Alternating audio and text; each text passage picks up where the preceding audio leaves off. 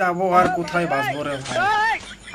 এদিকে জামাতের লোকজন ডেকে ডেকে কয়, ওই বিএনপির সাথে ঘুরে ঘুরে কি করিস আর আওয়ামী লীগের সাথে ঘুরে ঘুরে কি করিস, জামাতে যোগ দে।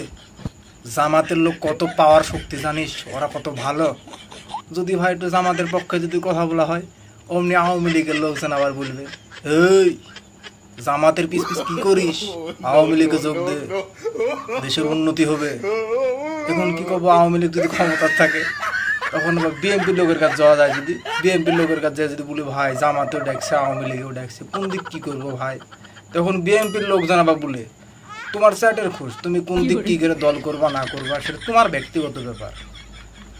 আমরা বিএনপি করে আগাগোড়া থেকে আমরা বিএনপিতে আসি ভাই, মরলেও বিএনপি বাঁচলেও বিএনপি। তোমার যদি ইচ্ছা হয় তুমি জামাতে যাও, আওয়ামী লীগে যাও। তো এখানে কী কথার ভাই, কোনো দল বল করি না আমরা ভাই, লোকে ডাকলে আমরা খালি হুঁ ধরি, এটাই শেষ। যদি কোনো জায়গায় গন্ডগোল ফেজাল হয় দল বল নিয়ে, ও দুচোখ আছে, দুচোখ মিলে খালি দেখি যে কোথায় কি হয়েছে, এটাই শেষ। তা বাদে দল টলের ভিতরে ভাই যাইতে পারবো না, কুৎকা বাড়ি খাইতে পারবো না। কারণ নেতারা মনে করেন যে পাওয়ার শক্তি দেখাবে, যে আমি আছি তোর সাথে, যখন করছে জায়গা মতন ধরবে তখন নেতা আবার মনে করে যে কুটির ভিতরে ঢুকে থাকবে।